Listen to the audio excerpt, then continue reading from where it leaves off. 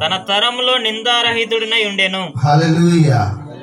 ఈ తరములో మనందరము కూడా నీతిమంతులముగా ఉందుముగాక, నిందారహితులముగా ఉందుముగాక.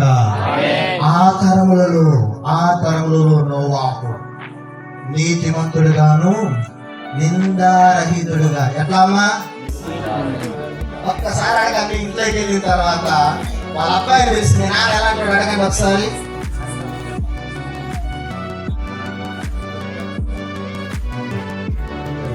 హల్లెలూయా, హల్లెలూయా. మరి మీ పిల్లలు చిన్న మనవాళ్ళు తెలుసా? ఆ తాత అలాంటి వాళ్ళు పిలిచి అడగండి. ఏం లేదు, నీకు బిస్కెట్ ప్యాకెట్ ఎత్తాను అంటే ఇంట్లో జరిగే సంఘటన మొత్తం తీసుకొచ్చి ఎడగడు. మన మనవుళ్ళ మధ్య మనవరాల మధ్య సాక్ష్యాన్ని కాపాడుకోలేకపోతున్నావంటే, నీ కుమార్తెల మధ్య కుమారుల మధ్య నీ సాక్ష్యాన్ని నీ నడకను జాగ్రత్తగా చూసుకోలేకపోతున్నావంటే, నీవే అసహాయమైన పదములతో మాట్లాడుచు వ్యర్థముగా నువ్వు జీవిస్తూ ఉన్నప్పుడు నీ కుమార్తెను ఎట్లా సక్రంగా నడిపించగలుగుతావు?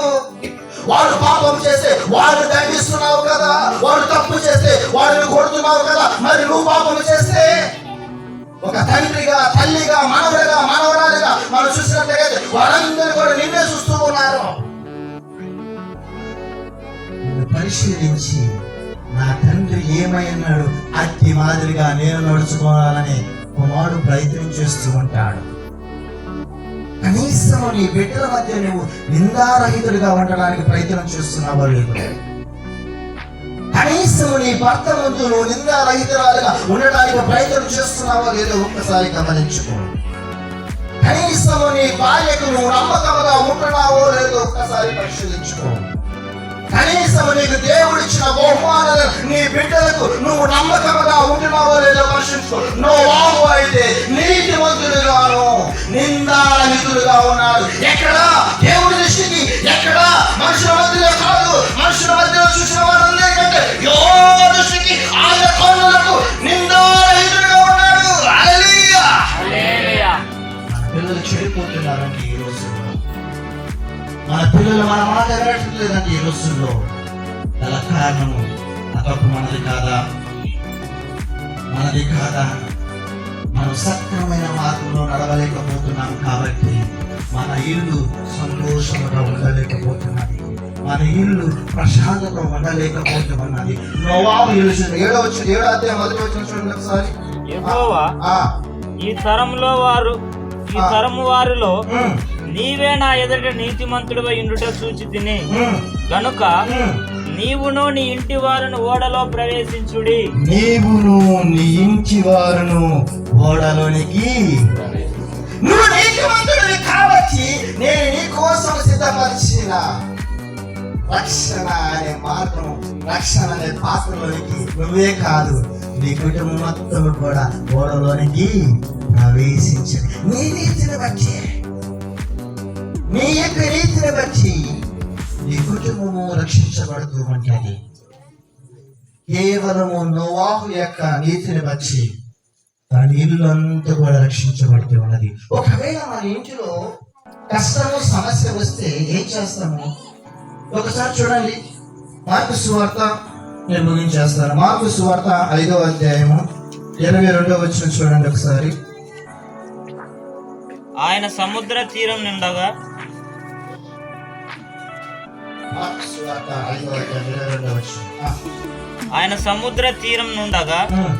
సమాజ మందిరపు అధికారులలో యాయూరనొకడు వచ్చి ఆయనను చూచి ఆయన పాదముల మీద పడి నా చిన్న కుమార్తె చావనై ఉన్నది, అది బాగుపడి బ్రతుకున్నట్లు నీవు వచ్చి దాని మీద నీ చేతులు ఉంచవలనని ఆయనను మిగులా బ్రతిమాలు కొనగా. యాయూరు అనే ఒక యాజకుని ఇంటిలో, సమాజ మందిరపు అధికారి ఉన్న వారి ఇంటిలో కష్టం వచ్చిందండి. సపోజ్ ఇద్దరు అన్నదమ్ములు ఒకే ఇంట్లో పక్క పక్కనే ఉంటున్నారు. తమ్ముని యొక్క కూతురికి బాగలేదు. అన్నగా పెదనాన్నగా ఉన్న వారి వ్యక్తి ఏం చేయాలి? మనం ఏం చేస్తామో తెలుసా? బంధువులుగా ఉన్న మనందరం కూడా వాడి తల్లి వాళ్ళు చేసిన తప్పులు పిల్లల మీదకి వచ్చింది శాపం అంటామా లేదా? వారి తప్పుల వల్లే పిల్ల బలి అయినది అని చూస్తూ ఉంటాం, వేదన చూస్తూ ఉంటాం. కూతురు సమస్య వేరెత్తి చూపిస్తూ ఉంటాం. ఆ సమస్య గురించి వేరెత్తి చూపిస్తూ చూపుకోతూ మాటలతో మాట్లాడి సగం చచ్చిన వారిని ఇంట్లో సంపిస్తూనే ఉంటాం. అసలే బాధలో ఉండి కుమిలిపోతున్న వారి బ్రతుకుల్లో సంతోషం అనేది లేని వారి జీవితంలో వేరెత్తుతూ పదే పదే పదే పదే పదే పదే వారిని హేళన చూస్తూ అవహేళనగా మాట్లాడుచు ఉంటారు. ఈ యాజకుడు తన కుటుంబంలో కష్టం వచ్చినప్పుడు, తన కుటుంబంలో సమస్య వచ్చినప్పుడు